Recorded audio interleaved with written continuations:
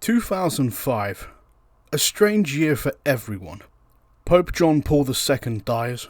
Hurricane Katrina ravages through everything. The London bombings take place, and Eris is discovered. In such a depressing time, what better way to escape the brutal reality of real life than with video games?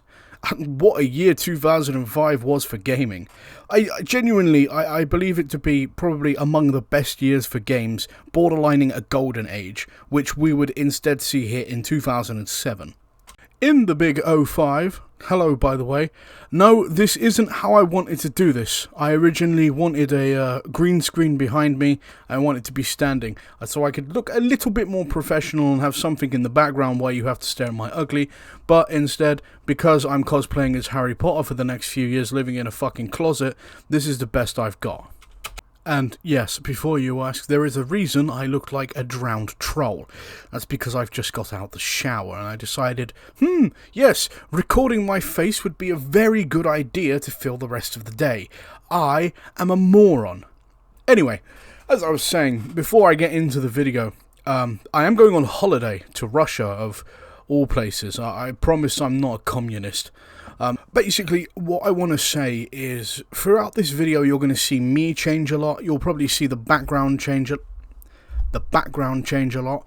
That's mostly because this is going to be a very long video, and I'm going to be doing it over a very long period of time. I mean, I've started this way before Piper Alpha, back when, pretty much when I finished the I video, I started writing the script for F.E.A.R.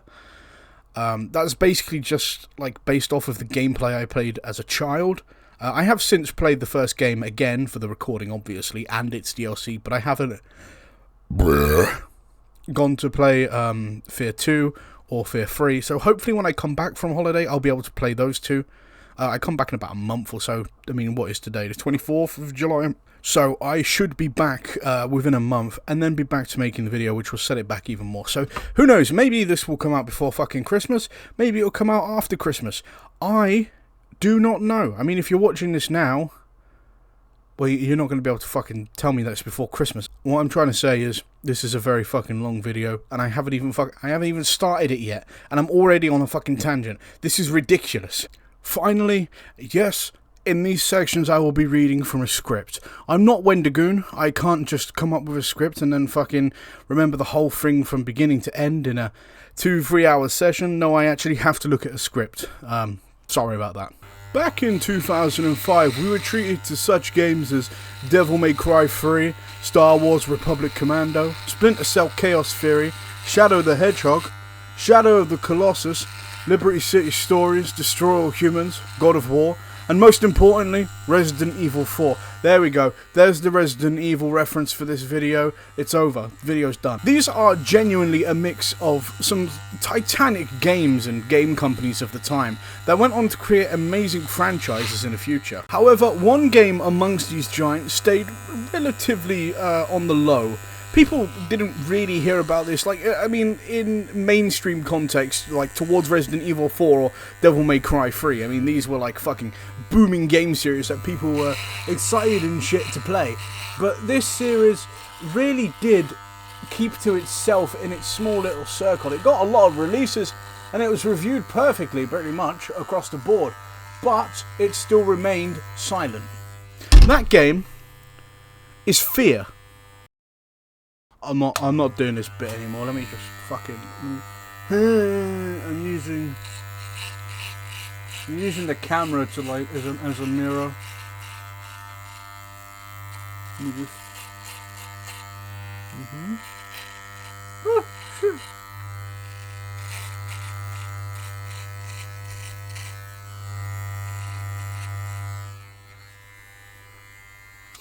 There we go.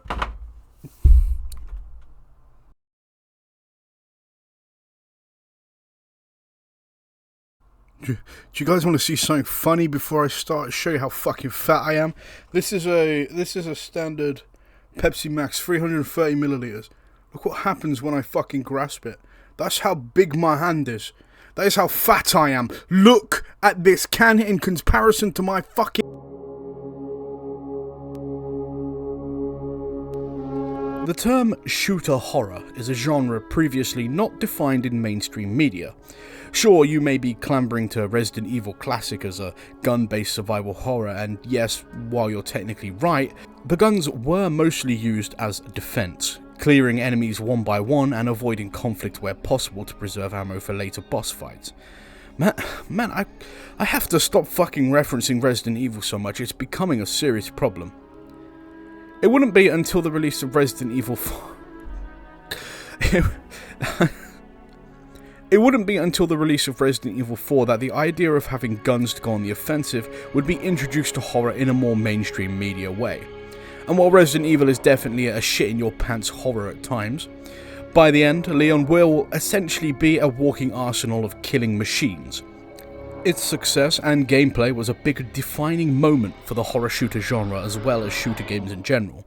Because of Hiroyuki Kobayashi and his team's success, this gave way for the game industry to accept and adopt a new style of shooter games that would shape how games would now play in the future. But horror games always kept to their little own corner after Resident Evil 4. Some went back to the traditional roots of only using guns when necessary in defense, or just straight up not using them at all. A good more recent example of this is The Evil Within. In many of my videos, I've actually referenced The Evil Within quite a lot, but I've neglected to talk on it further, more than just using it as an example for a great horror game. And yes, I'll be the first to admit it, I do suck the dick of The Evil Within quite a bit, and for good reason. I'm still 50-50 on covering the series itself in another video like my Resident Evil ones, just because it's kind of harder to do a retrospective on The Evil Within than it is Resident Evil. But it is on my list. Very, very, very, very, very low down, but it's there, okay? So maybe one day, Evil Within. I promise. I'm not promising. Maybe. Who knows? What I will say is that it's a fantastic example of how the Resident Evil formula can be modernized in a still good and enjoyable way. Not just brought forward even, but in some areas evolved for the better. Nevertheless, it still emphasizes the idea of running from enemies and conserving ammo that made old RE games great. Of course though, F.E.A.R's gameplay of high-action shooting horror can easily be traced back to its roots of Doom. Like most shooter games, it's easy to sit and recall Doom as the first one to do it right, and that's for pretty good reason. Doom did essentially bring to the forefront the shooter game genre in general alongside Wolfenstein, but Doom especially so has more of a horror element to it, I think. I mean, I guess that kind of comes down to personal preference. I mean, what do you find scarier, demons or Nazis? I don't know, maybe I'm just a pussy, but there's something unnerving about classic Doom that has never really sat well with me. Regardless, F.E.A.R's gameplay has roots in all kinds of genres of action and horror games, and it's only gone on to cement its own gameplay as a unique blend of many elements, and has struggled to be replicated by many games today. See, this is what sucks about gaming today. I mean, we don't really have any clones of F.E.A.R, and take that as you will. I mean, F.E.A.R is its own good game, and it's really hard to replicate that formula after it's done so well the first couple of times. I mean, yeah, you little children now, you have your little fucking Trepang 2 with your dual-wielding weapons and the fast-paced, slow-down fucking gameplay and shit, but it's just not as good as F.E.A.R. Going back to the idea of horror in games, you're generally, most of the time, put in a position where you're the hunted, being stalked by this inescapable entity with no guns or weapons, or at least a very limited arsenal of weapons. F.E.A.R takes that concept and says, what if we gave the player a bunch of fucking guns and the ability to slow down time, a la Max Payne? And so, with that idea in mind, F.E.A.R was birthed. F.E.A.R was originally created by Monolith Productions, a now unfortunately dissolved company that made some pretty damn good games back in the 360 era, like No One Lives Forever 2, Alien vs Predator 2, the Condemned series, Gotham City Imposters, and both Middle-earth games. Funny story actually, when I was a wee baby lad, my dad would take me to this market that we had in our little town square thing. On this market was a man who sold thousands of games. Like, it was pretty fucking crazy how many games this guy had from, like, pretty much every console. He sold consoles as well, but he had games from every console, pretty much every era you could imagine or want. Thankfully, he is still in business today, even though the market is closed, and that was nearly 16 years ago that market was up. Anyway, I used to get my 360 games from here, and one day I picked up 2 game cases, Resident Evil 6 and Condemned Criminal Origins. I stood for a very good long while debating which game to pick, and I did end up taking Resident Evil purely because the Condemned box art scared the shit out of me. Even RE6 did actually scare me a bit when I played it, but nowhere near as much as Condemned's box art. That was pretty freaky for a young Charlie. I have since played them both, and yes, this all happened before Pyrocynical made his big video on them. I was OG Pyro, by the way, I was OG Pyro, MOG Teletubbies. But it's weird to think that there's a universe out there where I would have picked Condemned over Resident Evil, and that probably would have changed my whole fucking wavelength of the Pyro video when I first watched that. F.E.A.R ran off the same engine created for the Condemned games, which is, you're gonna see, if you play the Condemned games, you're gonna see a lot of that in this F.E.A.R game, in the environments and whatnot. There are a lot of similarities between the art styles, as you'll see again later in the video. And if you haven't played Condemned before watching this F.E.A.R video, you're not missing much. No, I'm joking. The Condemned games are really good. You should definitely go play them. It doesn't really matter if you play it before watching the F.E.A.R video or after the F.E.A.R video or during the F.E.A.R video. That would be pretty cool. That would be pretty meta, actually. But no, Condemned is a pretty good game. Just don't play the PC port because the PC port is fucked. The plot in its most simplest form is this. You play as Point Man. Yes, that is his name as he is referred to throughout the game. A member of the F.E.A.R unit, standing for First Encounter Assault Recon. Essentially, your special forces that are sent in to deal with paranormal threats, as well as a couple of paramilitaries. Think ghost hunters, but instead of using EMF readers, cameras, and mediums, they went in armed with Glocks, M14s, and a Panzer Abwehrkanone 3A L60. I won't go into much detail now, but a lot of the game seemed to derive a lot of its influence from Japanese horror, especially in the designs of the monsters, but you'll see plenty of that later on. I think I have rambled for way too long now though. Let's finally get into the meat of it and start F.E.A.R 1.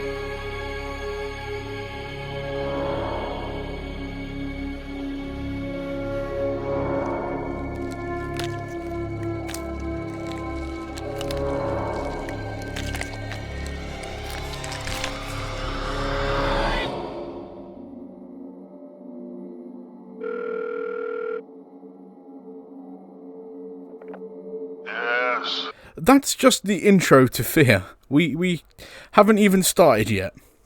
It spares absolutely no time trying to convey just what it is about and what you're going to be facing. Directly after, we're thrown into a mission briefing with an old balding man, fit woman, and a man with hat. Yes, by the way, I checked, you can indeed see your feet. The mission starts right after, wasting absolutely no time at all. We jump out the car and run through what is basically just a little training ground for the tutorial. We run around this little area looking for said guy from the start, who I'll just call Paxton, because I can't remember his full name. I'm pretty sure I changed it as well to fucking fentanyl before the end of the game. We get a decent look here about what the atmosphere is going to look like, and the little jump scares and spooks we'll experience throughout the game here and there.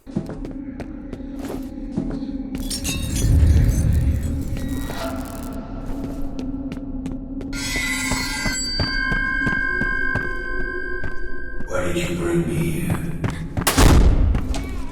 The soundtrack is also blaring in the background, adding more so to the fear factor. After walking about and turning this corner, fentanyl, Paxton knocks us down and does some dialogue exposition, you know, the generic villain shit, before we run back to our team. I don't really know how to explain this, but I'll try. Throughout the mission loading scenes, our character keeps experiencing these visions of sorts. So far, it's been about someone being born. This will be explained more so later on, but for now, just know that he has, like, hallucinations or dream sequences in between loading screens. Yeah, I'll explain it later. I'm going to be saying that a lot, because a lot of F.E.A.R's story they, like, set out, but you don't really get it until the end. I mean, you can sort of piece it together by, like, halfway through, but it doesn't actually get explained till the end. So, just bear with me. We'll get there eventually. Basically, we get a little brief of our mission, and essentially we're just going on a wild goose chase to find Paxton, and no one knows his exact location, and so we just sort of go. It's here we get our first two guns of the game. Haha, I've missed this section. Firstly, the AT-14 pistol and the RPL SMG MP5. Before that though, I'm edging you a little bit, we're not getting into that yet. Before that, we open the gates for our team, who, as you could guess, has been turned into skeletons by the little girl. So, we're on our own now. Great. F.E.A.R, for the most part, has a pretty generic combat system. However, I will give props to the AI for this game. It is absolutely revolutionary for its time. All elements, be advised that Echo Zero isn't responding.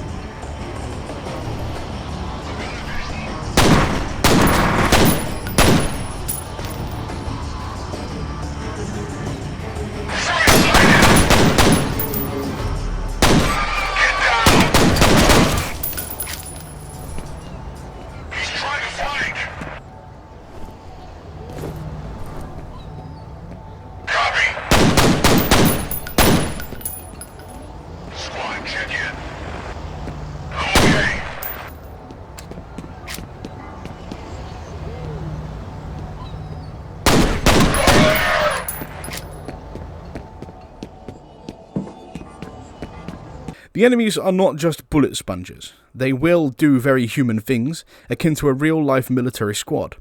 They'll call out to each other and check in with their squad. They'll identify and point out if you're trying to flank them. They will fall to the ground if shot in the right place and try to crawl to safety. They will actively try to counter you at every turn. Also, some of the death animations are pretty realistic rather than them just having them sort of like flop over dead. But screw that, let's get into guns!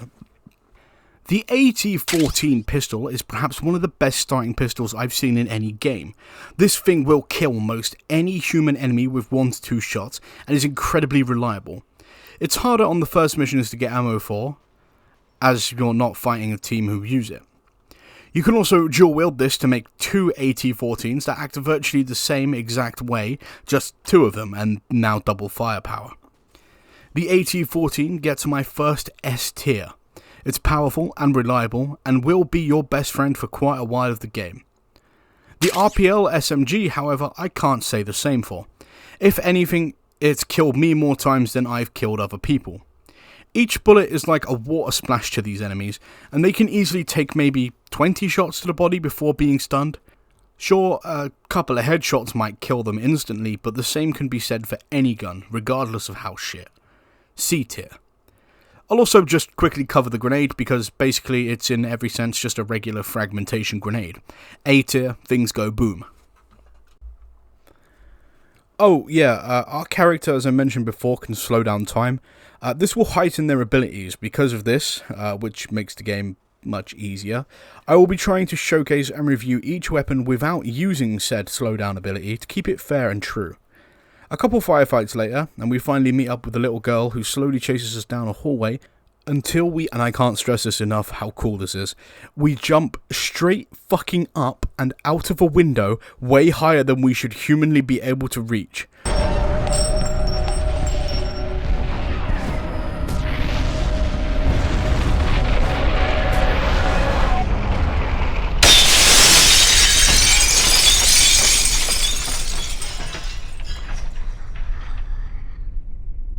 What a fucking badass outro to the first level of this game. Our next gun is the G2A2 assault rifle. It's definitely a step up from the MP5, that's for sure. It's a competent, if not a bit basic rifle, but it still gets the job done pretty damn well. B tier. I want to reiterate one of my earlier points about the console exclusives. Yeah, with the release of F.E.A.R on the Xbox 360, they added some exclusive weaponry. I will only be covering stuff from the PC version of this game, and every game going forward, because that's the version I'm playing. Now, it's basically from here, just run to point A to B, killing people along the way, like most generic shooters of its time. A bit later on, we jump down into a water pot and are transported once again into this dream of a woman giving birth, giving us an actual look at what these visions have been teasing. It's abruptly ended by a skeleton. Later on, further, you're going to hear this a lot as well, because F.E.A.R is... I know it sounds like I'm rushing it, but I promise you I'm not. F.E.A.R is just shooting and more shooting and such like that. If I just showed shooting gameplay or commented on all the fucking firefights, we'd generally be here for a very long time. Later on, further into the level, it's time for two more weapons. The SPAS-12 and proximity mines. The proximity mines are nothing special, they blow up like Claymore and kill enemies. B tier. The SPAS-12, however, is as powerful a shotgun as you can get. It's hard hitting, but danger close. In the area directly after getting the shotgun from an enemy, I was introduced to the first heavily armoured enemy. Needless to say, the shotgun really proved its worth with this guy. I'd been running through the game so far, killing these guys with slow-mo, breezing through the level, but this guy really did put a stop in the road, and I can see why you get 10 medkits. The SPAS-12 really helped. S-tier gun. Once the heavy was killed, he also gave me access to another new gun, the 10mm HV Penetrator. The Penetrator is essentially a military-grade nail gun. It'll attach dead enemies to surfaces, and does pretty decent damage, but ammo is scarce for the main game. A tier. A lot of information is dumped on us in this ramped up paranormal section, ultimately ending with this dying cop name dropping two crucial parts of exposition, Alma and Origin. I'll spoil it for you now. That little girl who's been chasing us around and in our dreams and stuff is Alma. Paxton is after Alma and Origin for some reason that we don't actually know yet, so to find answers, it's our job to run after him and kill or capture him. There are, once more, two new weapons ahead. The sticky remote grenades, which are unironically in S tier, they're so fucking fun to use in specific situations. And the ASP rifle, which is a hard-hitting rifle with the drawbacks of hard-to-find ammo, long scope, and slow movement when using said scope. It's okay, I'm certain there are situations, but in my opinion, they come once in a while, and for the most part of the game, it's just going to be pointless to use. It can be better cleared with different weapons. C tier. Finally, after a long level and a lot of fighting, we extract in a helicopter, and that's the first location of F.E.A.R done. I've covered that in maybe 2 minutes. I know it seems like we've rushed through this level, but honestly, I kind of have. F.E.A.R is above all else an FPS shooter, and levels are usually separated into exposition, gunfight, heavier exposition, harder gunfight, until the end, and that's not necessarily a bad thing. F.E.A.R is an insanely fun game to run through, and the gunplay is always satisfying, with a good enough challenge to keep you anticipated for the next. However, that also does create a double-edged sword, and makes it harder to flesh out in a video essay form. I can't sit and analyse every single little fucking gunfight encounter I'd get into. I'd honestly say F.E.A.R is worth playing just for its combat alone, because it is really satisfying. The story is just the perfectly crafted cherry on top. I've also now, just while editing this, realised that the footage is a bit choppy. I think that's probably because of how the resolution is on OBS. I've had to zoom it in because of the aspect ratio of the game, because it is an old game, it's in that stupid fucking, you know what I mean. So, if it does get choppy or lower in quality, I am sorry about that. I promise that will probably increase for the better in the next 2 games. But just bear with it, I guess. F.E.A.R plays into its fear factor. I made the same joke twice and I didn't even fucking know it. Once we've dropped down this skylight, we get many paranormal such events, like roof tiles coming off and lights flickering. And eventually we're introduced to a new enemy type, the replica assassins, and they're kind of boring. Yeah, they're fast and they rush you and it's scary, but, you know, I wanted something more paranormal-esque, you know, instead of just more fancy men in a giant, basically invisible gimp suit. Later on, and we meet the funniest fucking looking character in all of gaming who tells us to disable some power crap, and then other things will happen. You know, usual video game busy work crap. After a while, there's another paranormal section where I'm assuming the ghost apparition is this Paxton F.E.A.R guy, and he says something about being born from Alma. Just a few seconds later, and we meet this hot woman again, and are greeted to a ghostly bloodbath before continuing our search for fentanyl. More shooting and shenanigans later, and we meet Aldous Bishop, who is strapped to a chair of explosives. There's then a holdout section of sorts in the elevator waiting room, while we wait for Demolition to come down and get him out, which they eventually do. We fuck off in a different direction, but later rejoin them as they're getting off in a helicopter, but Bishop is shot down by enemies. These enemies are new, as you can probably see. These are the Archman security forces. Don't worry, I will again explain later on. Point man over here, haven't said his name in a while, it's kind of weird to say, I'll just say our guy.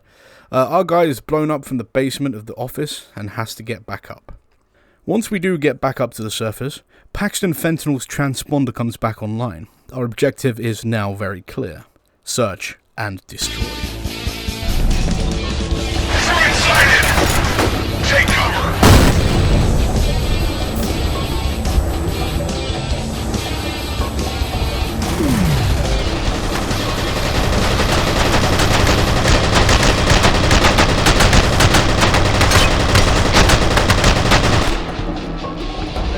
I'm joking, there's barely any shooting in this section.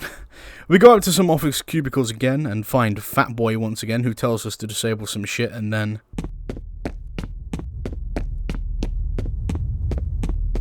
Oh, perfect. You again. See this button? I wonder what this does. Oopsie. Oh, fuck me. You know what? Screw fentanyl. Fat cunt goes first. No objective. Kill tub of lard. I was originally going to call him Eddie Dombrowski, but it occurred to me who he looks like. Oh, yeah, there's now this fucking ED-209 from RoboCop looking ass. This thing is a fucking unit, but thankfully the game is merciful enough to give us our next gun, which is hidden in the shadows, or maybe I'm just fucking blind, but it wasn't easy to find. The mod F.E.A.R, this baby acts as a burst-fire rocket launcher, shooting out 3 shots in succession. It will, like most big guns, decimate the smaller enemies, but for bigger guys like him, does fuck all at all. B tier. Later, when our objective changes, we now have to find Alice Wade, perhaps the most important character yet. After some more clanker killing, we get our next weapon, the Type 7 particle gun. Despite resembling the Thunder Gun, this baby is essentially an antimatter sniper. It turns a human from having flesh to black bones. Instant S-tier weapon. In Alice Wade's office, you can pick up an optional phone where she gets a call from Harlan Wade, her father, and perhaps the most pivotal character in the whole series. He basically tells her to get the fuck out of the office and find a file named Proteus. Harlan Wade. Alice, it's your father. You've got to get out of there. You're in danger. Get to my office and find my laptop. There's a text file called Proteus. Hurry. Next message from Aldous Bishop. Hey, it's Aldous. I read through those news clippings. I definitely think you're onto something. I'm going to see if I can track down some other people who lived or worked in the area during that time. Even a couple of interviews would help. I'll keep you posted. end of messages. Eventually we find Perky Tits, who gives us the location of Harlan, where we'll spend most of the last half of the game. Before that though, there is a no Russian elevator section, which is genuinely probably my favourite part of the game so far.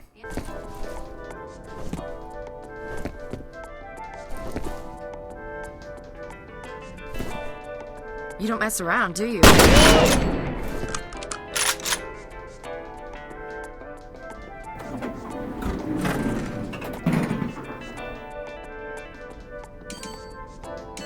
Why are all the floors lighting up? Uh-oh. Somebody's pressing the call buttons. Get ready! Close!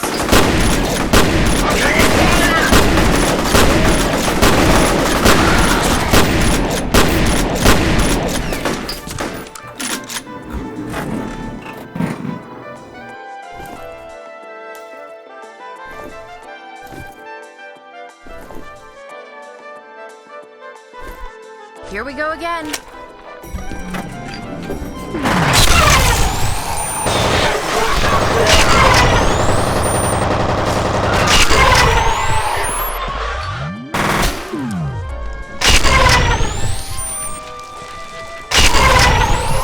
What are you doing? Hurry!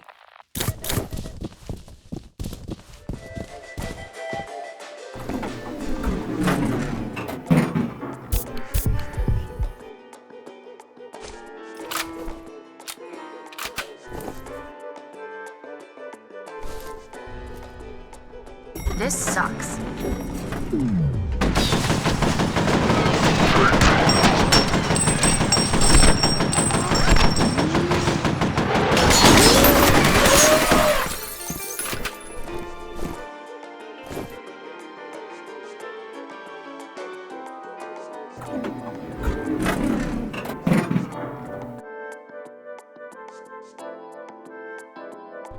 I was originally going to skip over this, but it's too cool not to.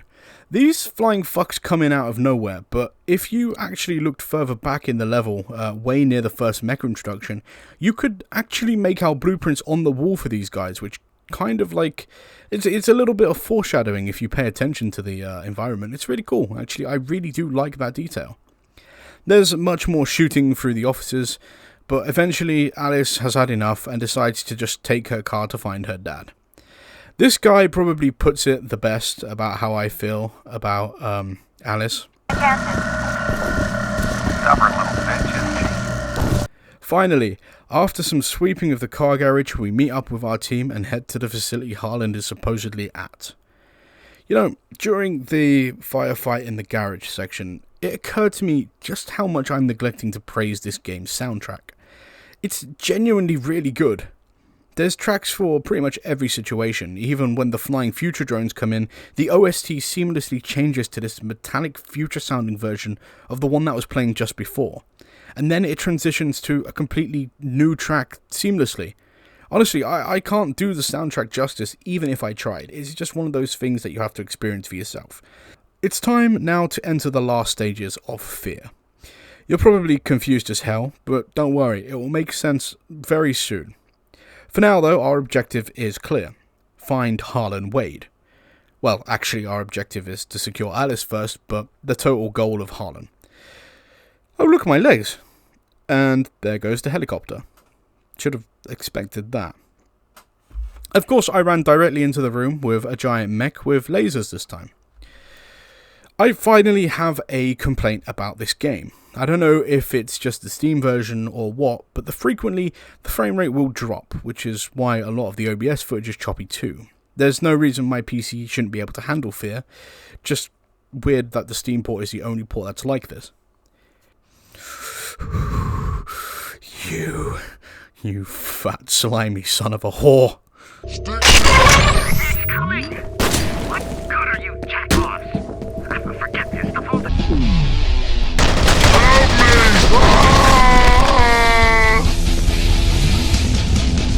Still there? Get down!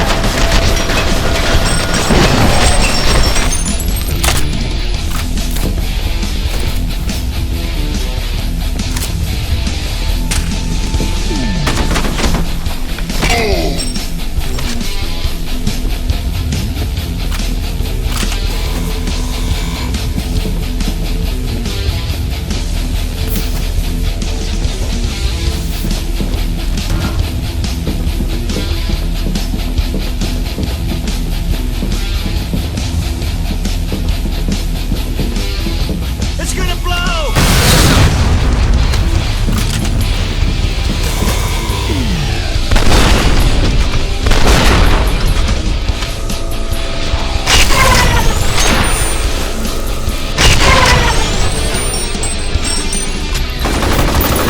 You all right?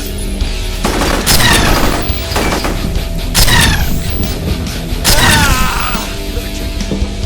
He's over here!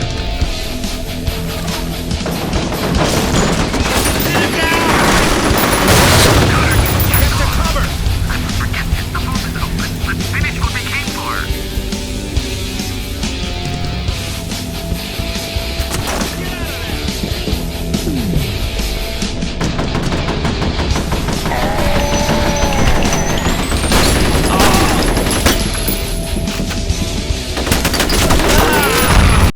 Harlan, you cunt.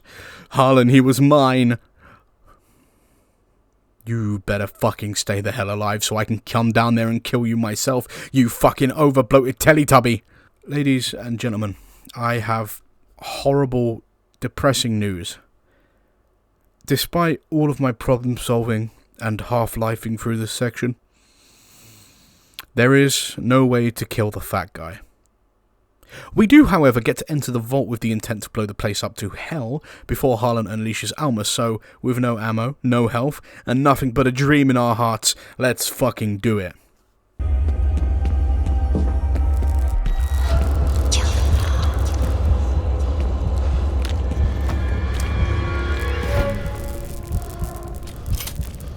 You still don't know, do you?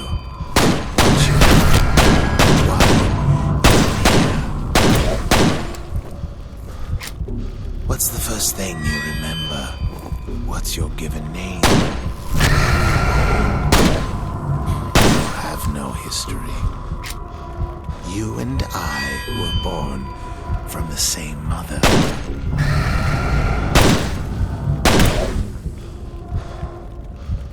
You must have sensed it. She cannot see in your mind, but perhaps you can see into hers. A life of waking from one nightmare, only to find herself deep in another. I will set her free.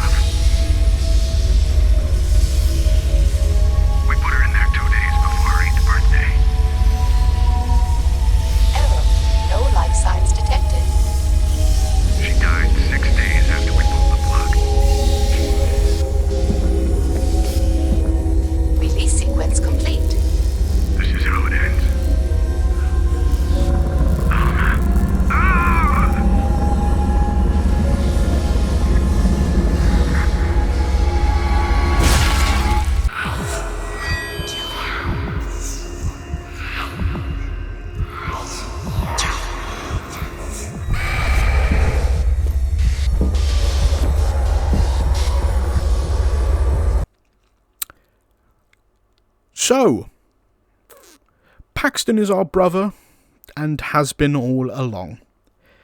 He's killed Alice, and I've just shot him. This is real this time.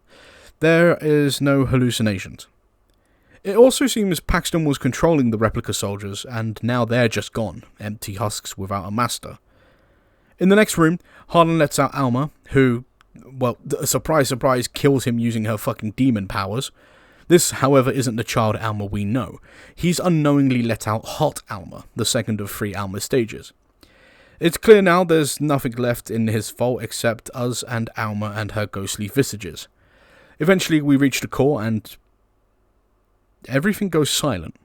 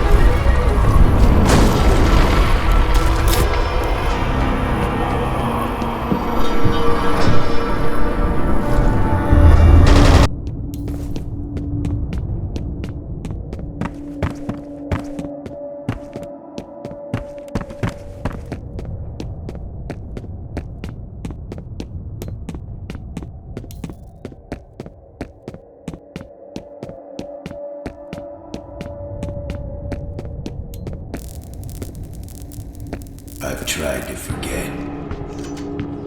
I've tried so hard to forget.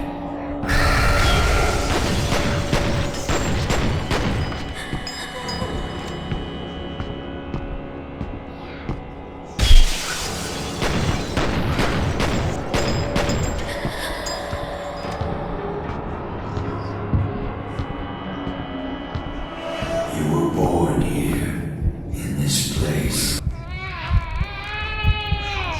I was there.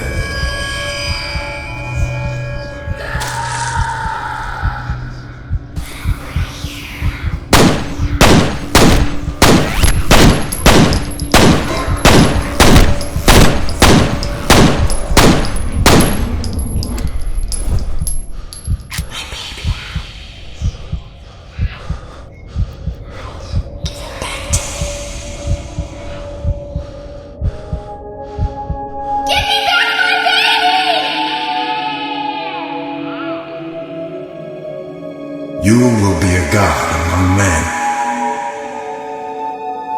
Take her back to the vault.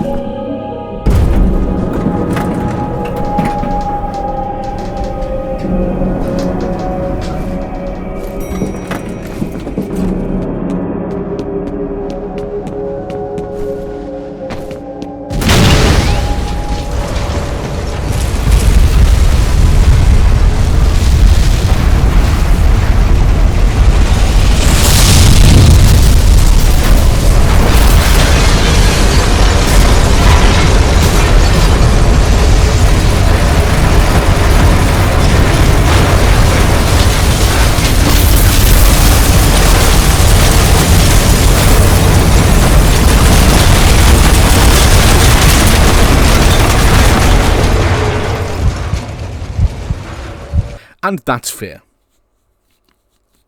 Yep, that's all there is to it. I promise you that I can now and will explain all the lore, but firstly, there's 2 more things we need to go over, but just very quickly, that's important as well.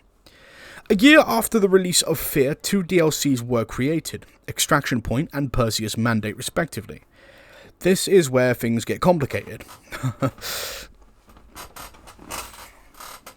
The 2 expansions are not canon to the Monolith story. These 2 DLCs were created by Timegate Studios, and thus is named the Vivendi timeline, after the DLC's publisher. But in terms of this video, I'm going off the canon Monolith timelines, as they created the F.E.A.R franchise going forward. I will briefly go over the 2 DLCs. I'm not going to go into too much detail, because again, they're not canon. The first expansion, Extraction Point, following directly after the first F.E.A.R game. The helicopter crashes, and we have to make it to a new extraction point. Paxton Fentanyl has somehow returned along with his army. The black bomb disposable guy from the main game dies. And eventually Point Man makes it to the extraction and sees the city on fire with a promise of a war coming from Paxton. Again, thankfully, this isn't considered canon. Perseus Mandate, however, takes us in the shoes of a new character as part of F.E.A.R's secondary team, investigating the aptly named Perseus Project. Project Perseus was an initiative to create replica soldiers used via mind control, similar to what Paxton was doing with his people. Basically, our guy just gets some DNA or some crap and delivers it to, I don't know, let's say, Obama.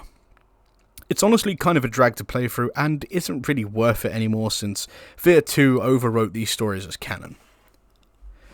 Extraction Point and Perseus Mandate do add a couple of new weapons, however.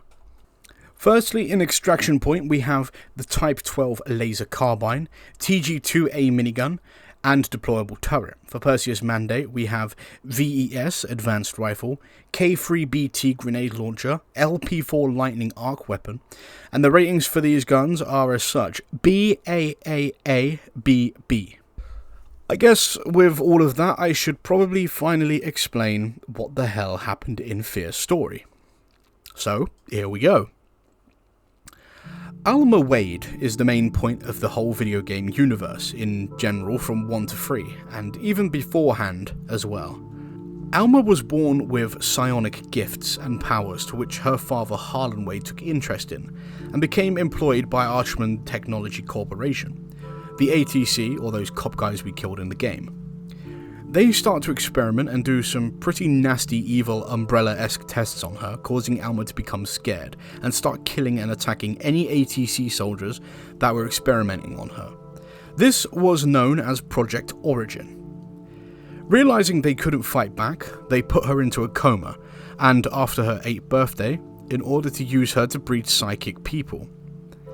Alma was subjected to forced inseminations at the age of 15 and was essentially just stuck being a breeding toy for these scientists to create an army of psychic soldiers from. She was impregnated with a mix of her own DNA and that of some other researchers, including her own father. But she was essentially both the father and mother to her own children. Genetics is it's a very complicated science. The first 2 she gave birth to was Paxton Fettel and Point Man, the guy you play as through F.E.A.R 1. She also kinda later has a 3rd child through hallucinogenic rape. That is the first and last time I will ever be saying that sentence, but again, that's for a later game. When Paxton was 10, Alma connected to him via a synchronicity event, and then used him to free herself.